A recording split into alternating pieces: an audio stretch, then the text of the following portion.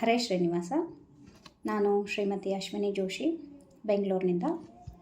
ನಮ್ಮ ಜ್ಞಾನವಾಹಿನಿ ಯಾತ್ರಾ ಸಂಘದಿಂದ ಈ ಬಾರಿಯ ನೇಪಾಳ ಯಾತ್ರೆಯನ್ನು ಹಮ್ಮಿಕೊಂಡಿದ್ದೀವಿ. ಅದರ ಬಗ್ಗೆನೇ ಈ ಒಂದು ಡೀಟೇಲ್ ವಿಡಿಯೋ ಇರುತ್ತೆ. ತುಂಬ ಎಲಾಬ್ರೇಟ್ ಮಾಡೋದಿಲ್ಲ. ಪ್ರತಿ ಸರ್ತಿನೂ ನಾನು ತುಂಬ ಎಲಾಬ್ರೇಟೆಡ್ ವೀಡಿಯೋಸ್ನ ಮಾಡಿರ್ತೇನೆ. ಸೊ ಸಂಕ್ಷಿಪ್ತವಾಗಿ ಹೇಳ್ತೇನೆ ಯಾತ್ರೆ ಬಗ್ಗೆ. ಮೊದಲಿಗೆ ನನ್ನ ಪರಿಚಯ. ನಾನು ದ್ವೈಪಾನಾಚಾರ್ ಮನೆಯವರು. ತುಂಬ ಜನಕ್ಕೆ ಗೊತ್ತಿದೆ, ಹೊಸದಾಗಿ ನೋಡ್ತಾ ಇರೋರಿಗೆ ಪರಿಚಯ. ಬೆಂಗಳೂರಲ್ಲಿ ಇರ್ತೇವೆ, ಗಾಯತ್ರಿ ನಗರದಲ್ಲಿ. ನಮ್ಮ ಜ್ಞಾನವಾಹಿನಿ ಚಾನಲ್ನಲ್ಲಿ ಆಚಾರ್ಯರ ಪಾಠ ಪ್ರವಚನ ನಡೀತಾ ಇರುತ್ತೆ. 2022ರಿಂದ ಕಂಟಿನ್ಯೂಸ್ ಆಗಿ ನಾವು ಯಾತ್ರೆಗಳನ್ನ ಮಾಡ್ತಾ ಬಂದಿದ್ದೀವಿ. ಇದು ನಮ್ಮ 19ನೇ ಯಾತ್ರೆ ಆಗಿರುತ್ತೆ. ಆಮೇಲೆ ನೇಪಾಳಕ್ಕೆ 4ನೇ ಯಾತ್ರೆ ಆಗಿರುತ್ತೆ. ಪ್ರತಿ ವರ್ಷವೂ ಸುಮಾರು 120, 160, 200 ಜನದವರೆಗೂ ಕರ್ಕೊಂಡು ಹೋಗಿರ್ತೀವಿ ನೇಪಾಳಕ್ಕೆ. ಬಟ್ ಈ ಸರ್ತಿ ಲಿಮಿಟೆಡ್ ಆಗಿ 40 ಜನಕ್ಕೆ ಮಾತ್ರ ಮಾಡ್ತಾಯಿದ್ದೀವಿ. ಸೊ ಹಾಗಾಗಿ ಲಿಮಿಟೆಡ್ ಸೀಟ್ಗಳು ಮಾತ್ರ ಇದೆ. ಇವಾಗ ಆಲ್ರೆಡಿ ನಾನು ಜಾನ್ವರಿಗೆ ಅಡ್ವರ್ಟೈಸ್ಮೆಂಟ್ ಕೊಟ್ಟಿರೋದ್ರಿಂದ ಬುಕ್ಕಿಂಗ್ ಆಗಿದೆ. ಸೊ ಹಾಗಾಗಿ ಲಿಮಿಟೆಡ್ ಸೀಟ್ಸ್ ಅವೈಲೇಬಲ್ ಇದೆ. ಹಾಗಾಗಿ ಇನ್ಫಾರ್ಮೇಷನ್ ಕೊಡ್ತಾ ಇದ್ದೀನಿ. PDFs ಎಲ್ಲ ಸಿಗುತ್ತೆ ನಿಮಗೆ ಬೇಕು ಅಂದಾಗ. ನಾನು ಎಲ್ಲ ಇನ್ಫಾರ್ಮೇಷನ್ನ ಇದರಲ್ಲಿ ಕೊಡ್ತೇನೆ. ಇವಾಗ ಸ್ಟಾರ್ಟ್ ಆಗೋದು 16ನೇ ತಾರೀಕಿಂದ. ಕಾಶಿಯಿಂದ ಸ್ಟಾರ್ಟ್ ಆಗುತ್ತೆ. ನೀವು 15ನೇ ತಾರೀಕಾದರೂ ಬರ್ಬೋದು ಅಥವಾ 16ಕ್ಕಾದರೂ ಬರ್ಬೋದು. ಯಾರಿಗಾದರೂ ಕಾಶಿನಲ್ಲಿ ದರ್ಶನ ಮಾಡ್ಕೋತೀನಿ ಅಂದವ್ರು ನೀವು 15ನೇ ತಾರೀಕು ಬರ್ಬೋದು. ಅಲ್ಲಿ ಅಕಮಡೇಷನ್ನು ಮತ್ತು ನಿಮ್ಮದು ಇರೋ ಚಾರ್ಜಸ್ಸು ಎಕ್ಸ್ಟ್ರಾ ಆ್ಯಡ್ ಮಾಡಿರ್ತೀವಿ. ಸೊ ನಮ್ಮದು ಸ್ಟಾರ್ಟ್ ಆಗೋದು 16th 26th ಇರುತ್ತೆ, ಏಪ್ರಿಲ್ ತಿಂಗಳಲ್ಲಿ. ಬೆಂಗಳೂರಿನಿಂದಾಗಲಿ, ಚೆನ್ನೈಯಿಂದ, ಹೈದರಾಬಾದ್ ಯಾವುದೇ ಪ್ಲೇಸಿಂದ ನೀವು ಸಾಯಂಕಾಲ 16ನೇ ತಾರೀಕು ಸಾಯಂಕಾಲ 5 ಗಂಟೆ ಒಳಗಡೆ ಏರ್ಪೋರ್ಟಿಗೆ ತಲುಪಿದ್ರೆ ಅಲ್ಲಿಂದ ನಮ್ಮದು ಒಂದು ಪಿಕಪ್ ಆಪ್ಷನ್ ಕೊಡ್ತೇವೆ. ನಾವು ಅಲ್ಲಿಂದ ನೇರವಾಗಿ ನಮ್ಮ ಇರೋ ಕಡೆ ಕರ್ಕೊಂಡೋಗಿ ಅಲ್ಲಿ ಸಾಯಂಕಾಲದೆಲ್ಲ ಊಟ ವ್ಯವಸ್ಥೆ ಎಲ್ಲ ಆಗುತ್ತೆ. ಅವತ್ತು ರಾತ್ರಿ ಸ್ಟಾರ್ಟ್ ಆಗುತ್ತೆ ನಮ್ಮ ಜರ್ನಿ. 16ನೇ ತಾರೀಕು ಒಂದು ದಿವಸ ನೈಟ್ ಜರ್ನಿ ಇರುತ್ತೆ. ಮಿಕ್ಕಿದ್ದೆಲ್ಲನೂ ನಿಮಗೆ ಡೇ ಜರ್ನೀಸ್ ನಾನು ಇನ್ಕ್ಲೂಡ್ ಮಾಡಿದ್ದೇನೆ. ವಯಸ್ಸಾಗಿರೋರಿಗೆ ಅನುಕೂಲ ಆಗಲಿ ಅಂತಲೇ ಒಂದು ದಿವಸ ಜರ್ನಿ, ಒಂದು ದಿವಸ ಲೋಕಲ್ ಸೈಟ್ ಸೀಯಿಂಗ್ಸ್ ಆ ಥರ ಇಟ್ಟಿರೋದ್ರಿಂದ 10 ದಿನಗಳ ಕಾಲ ಆಗುತ್ತೆ. ಸ್ಟಾರ್ಟಿಂಗಲ್ಲಿ ಸ್ವಲ್ಪ ಬಿಸಿಲಿರುತ್ತೆ, ವಾರಣಾಸಿ ಮತ್ತು ಬಾರ್ಡರ್ನಲ್ಲಿ ಬಿಸಿಲಿರುತ್ತೆ. ಅದಾದಮೇಲೆ ನಾರ್ಮಲ್ ಟೆಂಪ್ರೇಚರ್ ಇರುತ್ತೆ, 17-18 ಡಿಗ್ರಿ. ಮುಕ್ತಿನಾಥಲ್ಲಿ ಸ್ವಲ್ಪ ಕಡಿಮೆ ಟೆಂಪ್ರೇಚರ್ ಇರುತ್ತೆ, ಲೈಕ್ 2-3 ಡಿಗ್ರಿವರೆಗೂ ಇರುತ್ತೆ. ಸೊ ಇದು ತುಂಬ ಸಫಿಷಿಯೆಂಟ್ ಆಗಿರೋ ಟೈಮು ಏಪ್ರಿಲ್ ತಿಂಗಳು. ನಾನು ಇವಾಗ 4 ವರ್ಷದಿಂದ ಮಾಡ್ತಾ ಬರ್ತಾಯಿದ್ದೀನಿ. ಏಪ್ರಿಲಲ್ಲೂ ಮಾಡಿದ್ದೀವಿ, ಮೇನಲ್ಲೂ ಮಾಡಿದ್ದೀವಿ.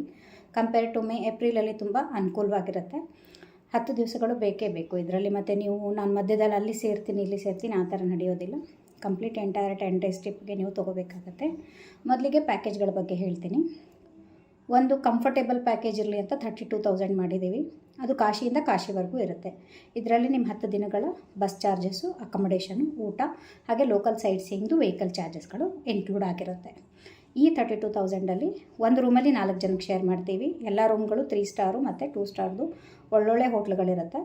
ಅಲ್ಲಿ ನಿಮಗೆ ಬೆಡ್ ವ್ಯವಸ್ಥೆ ಇರುತ್ತೆ. ಅಂದರೆ ಕಾಟು, ಮಂಚ ಆ ಥರ ಕಾಟು, ಮ್ಯಾಟ್ರೆಸ್ ಇರುವಂಥದ್ದು ವಿತ್ ಬ್ಲ್ಯಾಂಕೆಟ್ಸು, AC.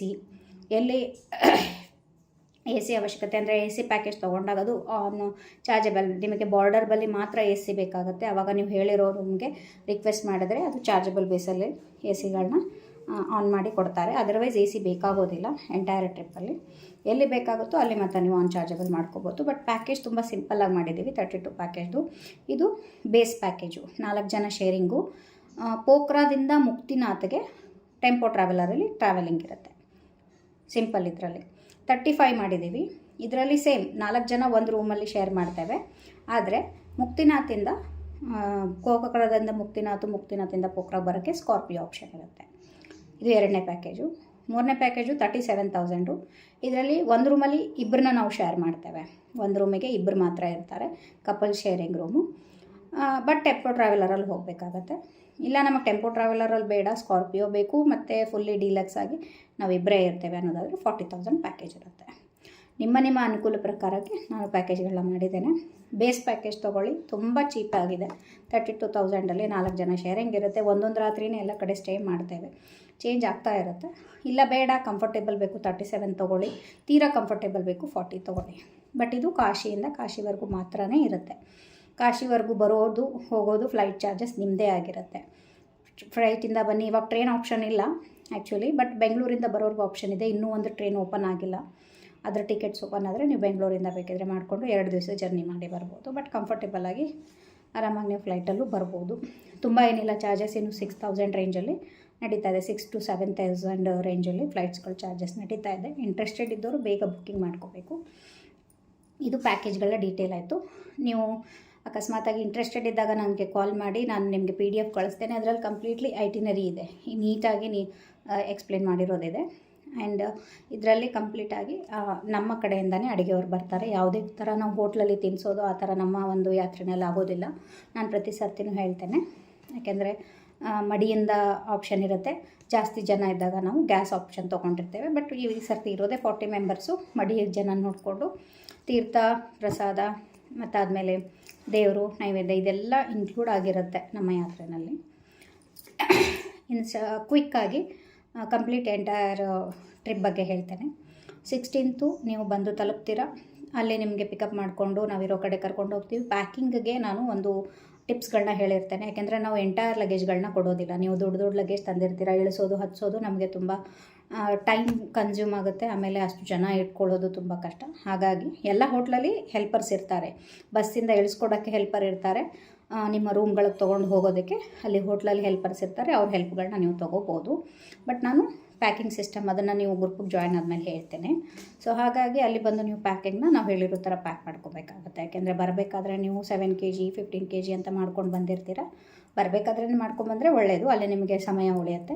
ಇನ್ನು ರಾತ್ರಿ ಊಟ ಮಾಡಿಕೊಂಡು ನಾವು ಸರಿಸುಮಾರು ಒಂದು 10:30 ಅಲ್ಲಿಂದ ಹೊರಡ್ತೀವಿ. ಬೆಳಿಗ್ಗೆ ಲುಂಬಿನಿಗೆ ತಲುಪ್ತೀವಿ, ಬಾರ್ಡರ್ಗೆ ತಲುಪ್ತೀವಿ, ಸನೌಲಿ ಬಾರ್ಡರ್ಗೆ ತಲುಪ್ತೀವಿ. ಅಲ್ಲೆಲ್ಲ ಎಂಟ್ರಿ ಪರ್ಮಿಟ್ ಇರುತ್ತೆ ಇದಕ್ಕೆ, ವೀಸಾ ಆನ್ ಅರೈವಲ್ ವೀಸಾ ಅಂತಾರಲ್ಲ ಆ ಥರ. ಬಟ್ ಅದನ್ನು ನಾವು ಮುಂಚೆನೇ ತೆಗೆಸಿರ್ತೇವೆ ಟೂರಿಸಮ್ ಡಿಪಾರ್ಟ್ಮೆಂಟ್ ಕಡೆಯಿಂದ. ಅದಕ್ಕೆ ಸಪ್ರೇಟಾಗಿ ಚಾರ್ಜಸ್ ಇರುತ್ತೆ. ಅದು ನಾವು 1 ಮಂತ್ ಮುಂಚೆ, ಅಂದರೆ ಇವಾಗ ನಮ್ಮದು ಟ್ರಾವೆಲಿಂಗ್ ಡೇಟು ಏಪ್ರಿಲ್ 16 ಇದೆ. ಹಾಗಾಗಿ ನನಗೆ ಹೆಚ್ಚು ಕಡಿಮೆ ಮಾರ್ಚ್ 16 ಆದಮೇಲೆ ಗೊತ್ತಾಗುತ್ತೆ ಎಷ್ಟಿರುತ್ತೆ ಅನ್ನೋದು. ಅದು ಒಂದು ಎಕ್ಸ್ಟ್ರಾ ಇರುತ್ತೆ ವೀಸಾ, ಅದು ಆನ್ ಅರೈವಲ್ ವೀಸಾ. ಅದನ್ನು ಮುಂಚೆ ಮಾಡಿಸ್ಕೊಟ್ಟಿರ್ತೀವಿ. ಅದೆಲ್ಲ ಪ್ರಾಸೆಸ್ ಆದಮೇಲೆ ಅಲ್ಲೇ ಭೈರವ ಅನ್ನೋ ಪ್ಲೇಸಲ್ಲಿ ನಮ್ಮ ಸ್ಟೇ ಇದೆ. ಅಲ್ಲಿಂದ ಫ್ರೆಶ್ ಅಪ್ ಆಗಿ ನಾವು ಅವತ್ತು ಲುಂಬಿನಿ ಅಥವಾ ಗಜೇಂದ್ರ ಮೋಕ್ಷ ಎರಡರಲ್ಲಿ ಒಂದು ಪ್ಲೇಸ್ನ ಕವರ್ ಮಾಡ್ತೇವೆ. ನೆಕ್ಸ್ಟ್ ಡೇ ಹೆಚ್ಚು ಕಡಿಮೆ ಗಜೇಂದ್ರ ಮೋಕ್ಷ ತುಂಬ ದೂರ ಇರೋದ್ರಿಂದ ಅವತ್ತು ಗಜೇಂದ್ರ ಮೋಕ್ಷ ಕವರ್ ಮಾಡಿ 17ನೇ ತಾರೀಕು ಇದು ಕಂಪ್ಲೀಟ್ ಆಗುತ್ತೆ. 18ನೇ ತಾರೀಕು ಬೆಳಿಗ್ಗೆ ಬೇಗ ಫಲಹಾರ ಮುಗಿಸ್ಕೊಂಡು ನಾವು ಲುಂಬಿನಿ ನೋಡ್ಕೊಂಡು ಬರ್ತೇವೆ. ಲುಂಬಿನಿ ನೋಡೋಕ್ಕೆ ತುಂಬ ದೊಡ್ಡದಾಗಿದೆ, ನೀವು 2-3 ದಿವಸ ಬೇಕಾಗುತ್ತೆ. ಬಟ್ ಮೇನ್ ಇರೋದೇನಿದೆ ಅದನ್ನು ನಾವು ಕವರ್ ಮಾಡ್ತೇವೆ. 2 ಅಥವಾ 3 ದೇಶದ ಟೆಂಪಲ್ಗಳು, ಅದರ ಜೊತೆಗೆ ಮೇನ್ ಹುಟ್ಟಿರೋದೇನು ಪ್ಲೇಸ್ ಇದೆ ಅದನ್ನು ತೋರಿಸ್ಬಿಟ್ಟು ಅವತ್ತೇ ನಾವು ಪೋಖ್ರಾಗೆ ಹೊರಡ್ತೇವೆ. ಇದು 18ನೇ ತಾರೀಕು. 19 ಬೆಳಗ್ಗೆ ಬೇಗ ನಾವು ಮುಕ್ತಿನಾಥ್ ಕಡೆ ಹೊರಡ್ತೇವೆ. ಅವತ್ತು ಹೆಚ್ಚು ಕಡೆ ಅರ್ಲಿ ಮಾರ್ನಿಂಗ್ ಅಂದ್ಕೊಳ್ಳಿ, ಒಂದು 4ರಿಂದ 5 ಗಂಟೆಗೆ ನಾವು ಬೆಳಗ್ಗೆ ಹೊರಟು 19ನೇ ತಾರೀಕು ಮುಕ್ತಿನಾಥ್ ತಲುಪ್ತೇವೆ. ಅವತ್ತಲ್ಲಿ ದರ್ಶನ ಸ್ನಾನ ಮುಗಿಸ್ಕೊಂಡು ವಾಪಸ್ ನಾವು ಜಾಮ್ಸಮ್ಗೆ ಬಂದು ಸ್ಟೇ ಮಾಡ್ತೇವೆ. 19ನೇ ತಾರೀಕು ಕ್ಲೋಸ್ ಆಯಿತು. 20 ಬೆಳಗ್ಗೆ ನಾವು ಗಂಡಕಿ ಸ್ನಾನಕ್ಕೆ ಹೋಗ್ತೇವೆ. ಗಂಡಕಿ ನದಿ ಸ್ನಾನ, ಶ್ರಾದ್ದ, ಅದಾದಮೇಲೆ ವಾಪಸ್ ತಿರ್ಗಾ ಜಾಮ್ಸಮ್ ಬಂದು ತೀರ್ಥ ಪ್ರಸಾದ ಮುಗಿಸ್ಕೊಂಡು ಪೋಖ್ರಾಗೆ ಬರ್ತೇವೆ. Next day 20th full day ಪೋಖ್ರಾಲಲ್ಲೇ ಇರ್ತೇವೆ. ಅಲ್ಲಿ ಲೋಕಲ್ ಸೈಟ್ ಸೀಯಿಂಗ್ಸ್ ಇರುತ್ತೆ, ಎಲ್ಲ ದೇವಸ್ಥಾನಗಳು, ಆಮೇಲೆ ಅಲ್ಲಿಂದ ಏನು ಲೋಕಲ್ಸ್ ಇದೆ ಎಲ್ಲನೂ ನಾವು ಎಟಿನರಿನಲ್ಲಿ ನಾನು ಮೆನ್ಷನ್ ಮಾಡಿರ್ತೇನೆ ಪ್ಲೇಸ್ಗಳೆಲ್ಲ. ಸೊ ಅದನ್ನೆಲ್ಲ ನೋಡಿಕೊಂಡು ಅಲ್ಲೇ ಸ್ಟೇ ಮಾಡಿ 21st ಮಾರ್ನಿಂಗ್ ಮನೋಕಾಮ್ನ ಹೊರಡ್ತೇವೆ. ಬೆಳಗ್ಗೆ ಬೇಗ ಊಟ ಮಾಡ್ಕೊಂಡು ಮನೋಕಾಮ್ನಾಗ ಹೋಗಿ ಕೇಬಲ್ ಕಾರ್ ಥ್ರೂ ನಾವು ಮನೋಕಾಮ್ನಾಗ ಹೋಗ್ತೇವೆ. ಕೇಬಲ್ ಕಾರ್ ಪ್ರೈಸು ಡಿಸೈಡೆಡ್ ಇರೋಲ್ಲ, ಸೊ ಅದೊಂದು ಎಕ್ಸ್ಕ್ಲೂಡ್ ಮಾಡಿರ್ತೇವೆ. ಅದು ಅಲ್ಲೇ ನಾವು 1-2 ಡೇಸ್ ಬಿಫೋರ್ ಹೇಳ್ತೇವೆ. ನಮಗೂ ಗೊತ್ತಾಗೋದು 2 ಡೇಸ್ ಬಿಫೋರ್ ನಮಗೆ ಟಿಕೆಟ್ಸ್ ಕೊಡ್ತಾರೆ, ಮುಂಚೆನೇ ತೊಗೊಂಡಿಟ್ಟಿರ್ತೇವೆ. ಯಾರು ಬರ್ತಾರೆ ಅನ್ನೋದನ್ನ ನೋಡಿಕೊಂಡು ಇಮಿಡಿಯೇಟಾಗೂ ತೊಗೋಬೋದು, ಅಥವಾ 2 ಡೇಸ್ ಬಿಫೋರು ನಾವು ಪ್ಲ್ಯಾನ್ ಮಾಡಿರ್ತೇವೆ. ಯಾರು ಬರ್ತೀರೋ ಅವ್ರಿಗೆ ಮಾತ್ರ. ಯಾಕೆಂದರೆ ಕೆಲವೊಬ್ಬರು ಆಗೋಲ್ಲ, ಕೇಬಲ್ ಕಾರಲ್ಲಿ ಆಗಲ್ಲ ಅಂತಾರೆ. ಕೆಲವೊಬ್ರಿಗೆ ಇಂಟ್ರೆಸ್ಟ್ ಇರೋಲ್ಲ ಮನೋಕಾಮ್ನ ಹೋಗೋದಕ್ಕೆ. ಫೋರ್ಸೇಬಲ್ ಯಾವುದೂ ಇಲ್ಲ, ತೋರಿಸೋ ನಮ್ಮ ಕರ್ತವ್ಯ. ಸೊ ನಾವೆಲ್ಲನೂ ಇನ್ಕ್ಲೂಡ್ ಮಾಡಿರ್ತೇವೆ. ಅಷ್ಟು ದರ್ಶನ ಮಾಡಿಕೊಂಡು ಅವತ್ತೇ ನಾವು ಕಾಠ್ಮಂಡುಗೆ ನೈಟ್ ಹೋಗಿ ಹಾಲ್ಟ್ ಮಾಡ್ತೇವೆ. ಇನ್ನು 22nd ಮಾರ್ನಿಂಗು ಬೆಳಿಗ್ಗೆ ಪಶುಪತಿನಾಥ ದರ್ಶನ ಇರುತ್ತೆ. ಜೊತೆಗೆ ಅಲ್ಲಿನ ಎಲ್ಲ ಲೋಕಲ್ ಜಲನಾರಾಯಣ ಬಂತು, ಮತ್ತು ಆಮೇಲೆ ಗುಜ್ಜೇಶ್ವರಿ ಬಂತು, ತುಂಬ ದೇವಸ್ಥಾನಗಳಿದೆ. ಅದನ್ನೆಲ್ಲ ನೋಡಿಕೊಂಡು ಅವತ್ತು ಅಲ್ಲೇ ಸ್ಟೇ ಮಾಡ್ತೇವೆ 22nd. ಇನ್ನು 23rd ಕಂಪ್ಲೀಟ್ಲಿ ನಮ್ಮದು ಲೋಕಲ್ ಸೈಟ್ ಸೀಯಿಂಗ್ ಆಗುತ್ತೆ. ಅದಾದಮೇಲೆ ನೆಕ್ಸ್ಟು ಒಂದು ನಿಮಿಷ 22nd ಆದಮೇಲೆ 23rd ಕಾಠ್ಮಂಡುದು ಯಾರಿಗಾದರೂ ಅಕಸ್ಮಾತಾಗಿ ಮೌಂಟ್ ಎವರೆಸ್ಟ್ ನೋಡಬೇಕು ಅನ್ನೋರು ಮುಂಚೆನೇ ತಿಳಿಸ್ಬೇಕಾಗುತ್ತೆ. ಇದರಲ್ಲಿ ಅದು ಕೂಡ ಮಾಡ್ತೇವೆ. ಅದಕ್ಕೆ 10,600ರಿಂದ 11,600 ರೂಪಾಯಿ ಚಾರ್ಜಸ್ ಇರುತ್ತೆ. 1 hour ಫ್ಲೈಟ್ ಇರುತ್ತೆ. ಕಂಪ್ಲೀಟ್ಲಿ ಹತ್ತಿರದವರೆಗೂ ಹೋಗಿ ತೋರಿಸ್ಕೊಂಡು ಕರ್ಕೊಂಬರ್ತಾರೆ. AT ಏರ್ಲೈನ್ಸ್ ಕಡೆಯಿಂದ ಇದು ಒಂದು ಫೆಸಿಲಿಟಿ ಇದೆ, ನಾವು ಪ್ರತಿ ವರ್ಷವೂ ಮಾಡಿರ್ತೇವೆ. ಅದರದ್ದು ಒಬ್ಬರದ್ದು ಚಾರ್ಜಸ್ ಇದು ಇದೆ. ಅದು ಬೇಕು ಅಂದರೆ ನಾವು ಇನ್ಕ್ಲೂಡ್ ಮಾಡ್ತೇವೆ, ಬೇಕು ಅನ್ನೋರು ಮಾತ್ರ ಮಾಡಿಸಿಕೊಡ್ತೇವೆ. ಅದು 23rd ನಾವೇನು ಲೋಕಲ್ ಸೈಟ್ ಸೀಯಿಂಗ್ ಮಾಡ್ತೇವೆ ಅವತ್ತಿನ ದಿವಸ ಆಗುತ್ತೆ ಇದೆಲ್ಲ ಕಂಪ್ಲೀಟ್ ಪ್ರಾಸೆಸ್ಸು. ಸೊ ಅದಾದಮೇಲೆ ನೆಕ್ಸ್ಟು 24th ಮಾರ್ನಿಂಗ್ ನಾವು ಬೇಗ ಊಟ ಮಾಡಿಕೊಂಡು ಅಲ್ಲಿಂದ ಡೇ ಜರ್ನಿ ಮಾಡ್ತೇವೆ.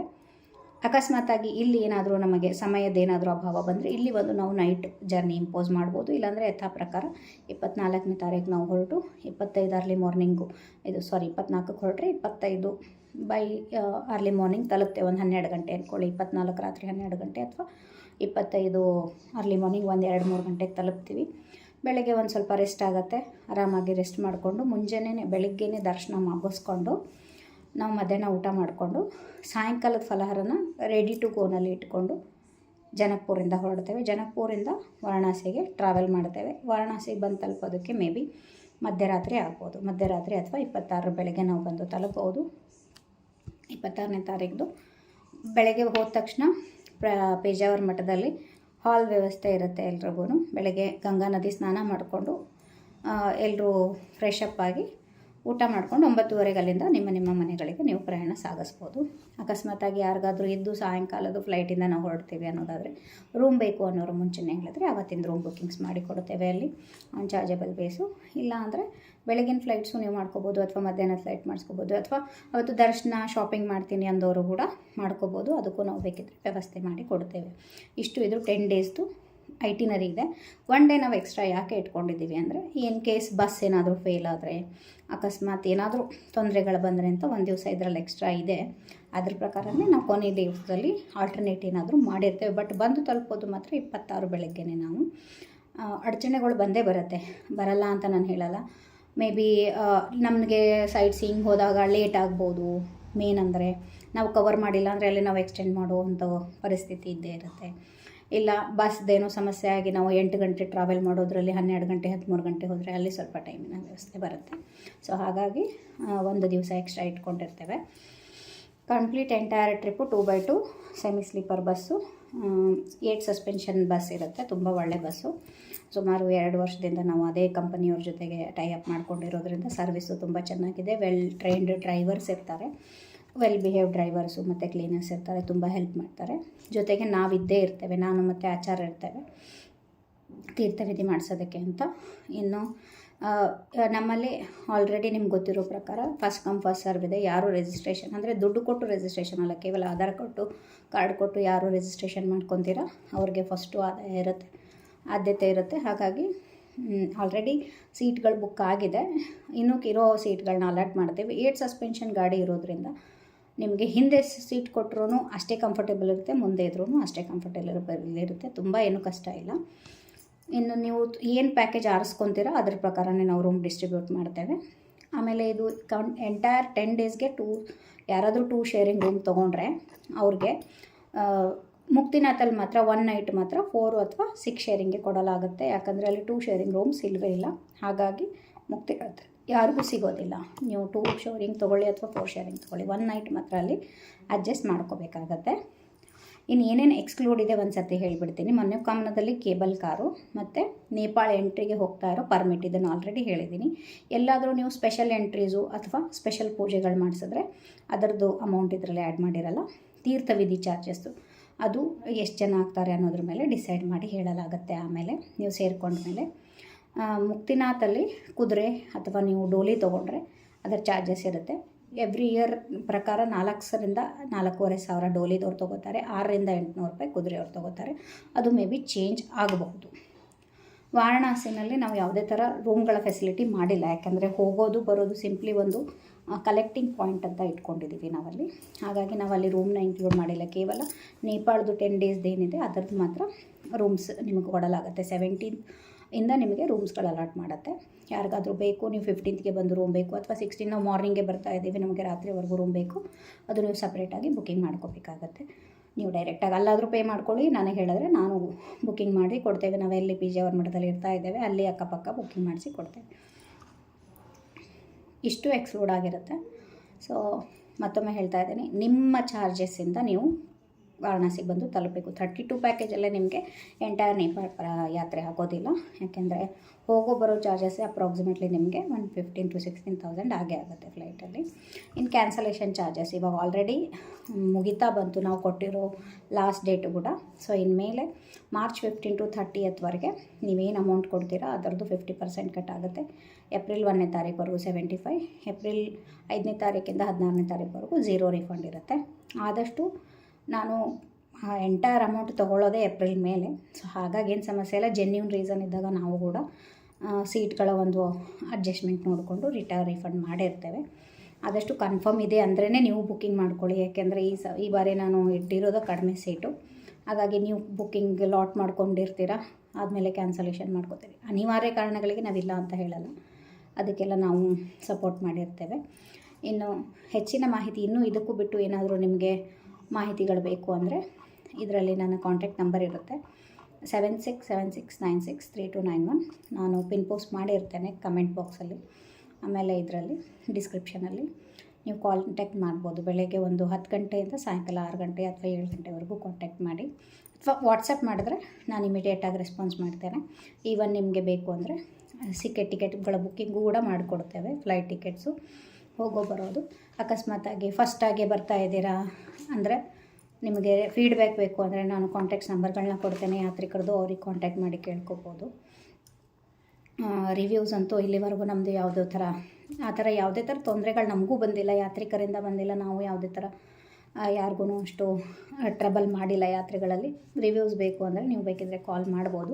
ಪರ್ಸ್ನಲಿ ಮಾಡ್ತಾ ಇರೋದ್ರಿಂದ ಯಾವುದೇ ಥರ ಲಿಂಕು ಆ ಥರ ನಾನೇನು ವೆಬ್ಸೈಟ್ ಕ್ರಿಯೇಟ್ ಮಾಡಿಲ್ಲ. ತುಂಬ ನೀಟಾಗೇ ಮಾಡ್ಕೊಂಡು ಬರ್ತಾ ಇದ್ದೀವಿ. ಎಲ್ಲನೂ ಪ್ರತಿಯೊಂದು ಯಾತ್ರೆನೂ ನಾವು ನಮ್ಮ ಸ್ವಾಮಿಗಳ ಅನುಗ್ರಹದಿಂದ, ಅವರ ಮಂತ್ರಾಕ್ಷತೆಯಿಂದನೇ ಸ್ಟಾರ್ಟ್ ಮಾಡೋದು. ಹಾಗಾಗಿ ಅವರ ಒಂದು ಮಂತ್ರಾಕ್ಷಯ ಬಲದಿಂದ ಪ್ರತಿಯೊಂದು ಯಾತ್ರೆನೂ ನಿರ್ವಿಘ್ನವಾಗಿ ಮತ್ತು ತುಂಬ ಸಕ್ಸಸ್ಫುಲ್ಲಾಗಿ ನಡೆದಿದೆ ಇಲ್ಲಿವರೆಗೂ. ಯಾವುದೇ ಥರ ನಮಗೂ ಒಂದು ಸಿಂಗಲ್ ಕಂಪ್ಲೇಂಟ್ಸ್ ಇಲ್ಲ. ನಮ್ಮ ಯಾತ್ರೆಗಳಿಂದ ನಮಗೂ ನಮ್ಮ ಯಾತ್ರಿಕರಿಂದ ಯಾವುದೂ ಕಂಪ್ಲೇಂಟ್ಸ್ ಇಲ್ಲ. ಆಮೇಲೆ ಬಂದಿರೋರಿಂದನೂ ಯಾವುದೇ ಥರ ಕಂಪ್ಲೇಂಟ್ಸ್ಗಳನ್ನ ನಾವು ಇಲ್ಲಿವರೆಗೂ ಕೇಳಿಲ್ಲ. ಒಬ್ಬರಿಬ್ಬರು ಇರ್ತಾರೆ, ಅವ್ರಿಗೇನು ಹೆಚ್ಚು ಕಡಿಮೆ ಆಗಿರುತ್ತೆ, ಅದಕ್ಕೆ ನಾವು ಅಲ್ಲೇ ಅಪೊಲೈಜು ಕೇಳಿರ್ತೀವಿ ಹೆಚ್ಚು ಕಡಿಮೆ. ಇನ್ನು ಬಂದಿರೋ 40-80 ಜನಕ್ಕೆ ಎಲ್ರಿಗೂ ಸಮಾಧಾನ ಮಾಡೋದು ಕಷ್ಟ. ಯಾಕೆಂದರೆ ಕೆಲವೊಬ್ಬರು ಎಕ್ಸ್ಪೆಕ್ಟೇಷನ್ಸ್ ಇಟ್ಕೊಂಡು ಬಂದಿರ್ತಾರೆ. ಸೊ ಹಾಗಾಗಿ ಫಸ್ಟಾಗಿ ಯಾರಾದರೂ ಜಾಯ್ನ್ ಆದರೆ ಬೇಕಿದ್ದರೆ ಮನೆಗೆ ಬಂದು ಡೈರೆಕ್ಟಾಗಿ ಮಾತಾಡಿ ನಿಮಗೆ ಕನ್ವಿನ್ಸ್ ಆದಮೇಲೆ ಬೇಕಿದ್ದರೆ ನೀವು ಜಾಯ್ನ್ ಆಗ್ಬೋದು. ತುಂಬ ಕಡಿಮೆ ದಿವಸ ಉಳಿದಿದೆ. ಇಂಟ್ರೆಸ್ಟೆಡ್ ಇದ್ದವರು ಬೇಗ ಕಾಂಟ್ಯಾಕ್ಟ್ ಮಾಡಿ. ಆಮೇಲೆ ಎಂಟೈರ್ ಯಾತ್ರೆಗೆ ಏನೇನು ಬೇಕಾಗುತ್ತೆ ಅನ್ನೋ ಲಿಸ್ಟ್ಗಳು ಅಂದರೆ ಕಂಪ್ಲೀಟಾಗಿ ಐಟಮ್ ಲಿಸ್ಟ್ಗಳನ್ನ ನಾವೆಲ್ಲ ಫಾರ್ವರ್ಡ್ ಮಾಡ್ತೇವೆ. ಆಮೇಲೆ ಗ್ರೂಪಲ್ಲಿ ಫೋಟೋಸು, ರೂಮ್ಸ್ ಡಿಸೈಡ್ ಆದಮೇಲೆ ಫೋಟೋಸು, ವೆಹಿಕಲ್ ಡೀಟೇಲ್ಸು ಎಲ್ಲನೂ ನಾನು ಪೋಸ್ಟ್ ಮಾಡ್ತಾ ಇರ್ತೇನೆ. ಗ್ರೂಪ್ ಕ್ರಿಯೇಟ್ ಆಗಿದೆ, ಅದರಲ್ಲಿ ಪೋಸ್ಟ್ ಮಾಡ್ತಾ ಇರ್ತೇನೆ. ಸೊ ನಿಮಗೆ completely day to day update ಸಿಗುತ್ತೆ. ನಿಯರ್ ಬೈ ಅಂದರೆ ಡೇಟ್ ಹತ್ತಿರ ಬಂದಮೇಲೆ ಸಿಗುತ್ತೆ. ಇವಾಗ ಇನ್ನೂ ಬುಕ್ಕಿಂಗ್ಸ್ ನಡೀತಾ ಇದೆ. ಒನ್ಸ್ ಹತ್ತಿರ ಬಂದಮೇಲೆ ಸಿಗುತ್ತೆ. ಪೇಮೆಂಟ್ ಆಪ್ಷನು ಕಂಪ್ಲೀಟ್ಲಿ ಒಂದು 10% ಅಂದರೆ 10,000 ನಾವು ಆನ್ಲೈನ್ ಮೂಲಕ ತೊಗೋತೇವೆ. ಮಿಕ್ಕಿ 20,000 to 25,000 what ever remaining amount ಇರುತ್ತೆ ಅದನ್ನು ನಾವು ಕ್ಯಾಶ್ ರೂಪದಲ್ಲಿ ತೊಗೋತೇವೆ. ಮುಂಚೆನೇ ಹೇಳ್ತಾ ಇದ್ದೀನಿ, ನಾನೇನು ಕಂಪನಿ ನಡೆಸ್ತಾ ಇಲ್ಲ, ಪರ್ಸ್ನಲಿ ತೊಗೊಂಡು ಶೇರ್ ಆ್ಯಂಡ್ ಕೇರ್ ಥರ ಮಾಡ್ತಾಯಿದ್ದೀವಿ, ಸರ್ವಿಸ್ ಥರ. ಸೊ ಹಾಗಾಗಿ ನಮಗೂ ಟ್ಯಾಕ್ಸ್ನ ಒಂದು ಸಮಸ್ಯೆ ಬರೋದರಿಂದ ನಾನು ಮುಂದೆ ಎಲ್ಲನೂ ಹಣದಲ್ಲೇ ವ್ಯವಹಾರ ಮಾಡಿರ್ತೇನೆ ಕಂಪ್ಲೀಟಾಗಿ. ಸೊ ಹಾಗಾಗಿ ಕ್ಯಾಶ್ ರೂಪದಲ್ಲಿ ತೊಗೊಂಡಿರ್ತೇವೆ. ಇನ್ನು ಕ್ಯಾಶ್ ಸಮಸ್ಯೆ ಆಗಿದೆ ಅನ್ನೋರಿಗೆ ಚೆಕ್ಕನ್ನು ಎಕ್ಸೆಪ್ಟ್ ಮಾಡಿರ್ತೇವೆ. ಚೆಕ್ಕು ಅಥವಾ ಆನ್ಲೈನ್ ಟ್ರಾನ್ಸಾಕ್ಷನ್ನು. ಹೊಸದಾಗಿರೋರು ಮನೆಗೆ ಬಂದು ಮಾತಾಡ್ಕೋಬೋದು. ಇನ್ನೂ ಏನೇ ಹೆಚ್ಚಿನ ಮಾಹಿತಿಗಳು ಬೇಕು ಅಂದ್ರೇ ನೀವು ಸಂಪರ್ಕ ಮಾಡಿ, ಇಮಿಡಿಯೇಟಾಗಿ ರೆಸ್ಪಾನ್ಸ್ ಮಾಡ್ತೇವೆ. ಹರೇ ಕೃಷ್ಣ.